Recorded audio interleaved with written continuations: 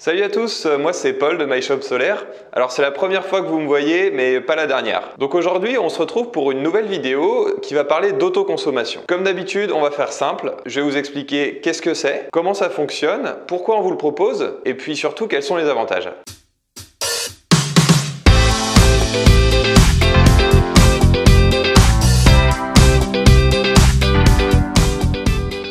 Alors, rien de nouveau sous le soleil, le prix de l'électricité, il fait que de grimper. Nous, ce qu'on vous propose, c'est de poser des panneaux. Et les panneaux, ils vont faire de l'électricité en journée qui va être directement consommée par votre maison. Et grâce à ça, vous allez pouvoir réduire la facture d'électricité. Voilà, c'est aussi simple que ça. Avec l'autoconso, on ne cherche pas à être autonome et à se désabonner du réseau. On reste abonné, mais ce qui se passe, c'est qu'en journée, c'est les panneaux qui vont alimenter nos appareils. Alors, comment ça fonctionne ? En fait, en journée, c'est le soleil qui alimente vos appareils grâce à nos panneaux.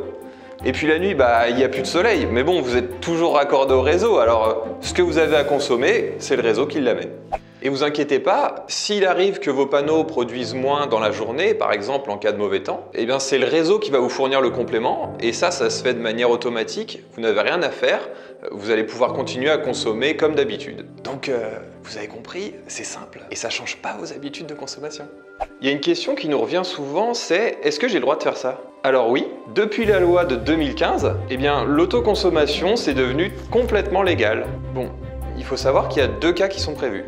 Plus de 3000 watts et moins de 3000 watts. Si vous êtes dans le cas des moins de 3000 watts, ce qui représente pour nous 8 à 9 panneaux, la seule formalité que vous allez avoir à faire, c'est une simple déclaration auprès d'Enedis, sans avoir besoin d'une autorisation de leur part. Alors pour ce qui est de la mairie, si vos panneaux ils se trouvent à moins de 1,80 m de haut, vous êtes chez vous, vous n'avez rien à faire. Et puis si vous êtes au-dessus, par exemple sur votre toit, ce qu'il faudra faire, c'est faire une demande préalable de travaux auprès de la mairie. Pour ceux qui veulent plus de 3 kW, cette fois-ci, il va falloir faire une demande d'autorisation auprès d'Enedis. Et donc, passage du consuel pour la conformité électrique, puis installation par un pro agréé RGE. Quant à la mairie, ça change rien. Et puis on a tout prévu. Si vous n'aimez pas l'administratif, MyShop s'occupe de tout.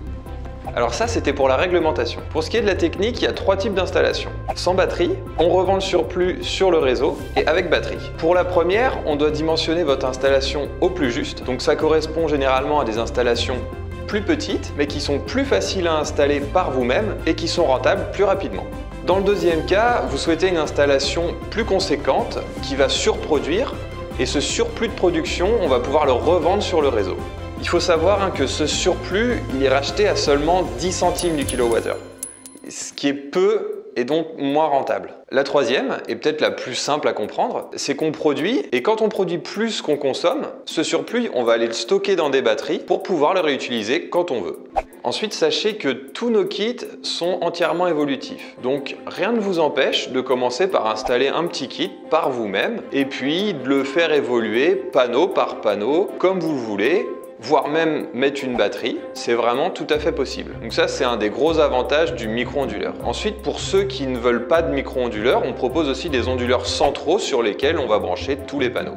Dans les deux cas, on vous propose un monitoring qui vous permet de voir en temps réel ce que vous produisez et ce que vous consommez. Ça vous apporte un vrai confort. Donc maintenant, si vous souhaitez avoir plus d'informations sur votre cas précis, il va falloir nous faire une demande de dimensionnement, soit en cliquant sur le petit lien juste au-dessus de moi ou bien dans la description, et nous renseigner votre localité, votre consommation annuelle en kilowattheure, si c'est possible la répartition heure pleine, heure creuse, ça nous aidera à mieux vous renseigner. Et puis il faudra nous préciser si vous souhaitez faire une installation de vos panneaux au sol, donc ça vous avez compris tout à l'heure que c'était ce qu'il y avait de plus simple, ou bien en toiture, et puis aussi si vous pouvez nous préciser l'inclinaison des panneaux et leur orientation. Et puis ce sera à moi ou mes collègues de jouer, on vous répondra et ensuite si vous avez des questions, vous pourrez toujours revenir vers nous.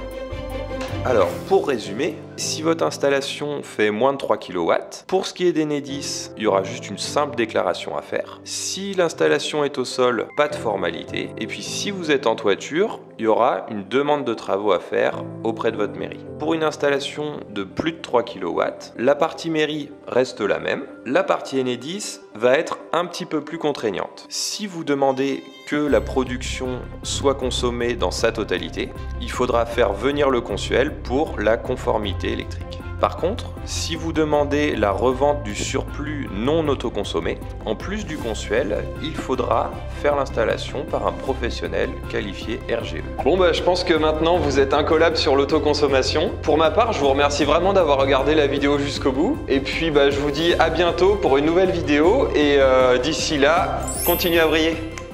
Nous vous remercions d'avoir regardé la vidéo. Si vous avez aimé, n'hésitez pas à liker, partager ou commenter. Consultez notre site en cliquant ici ou regardez la vidéo en cliquant là. Et surtout, suivez-nous sur nos réseaux sociaux.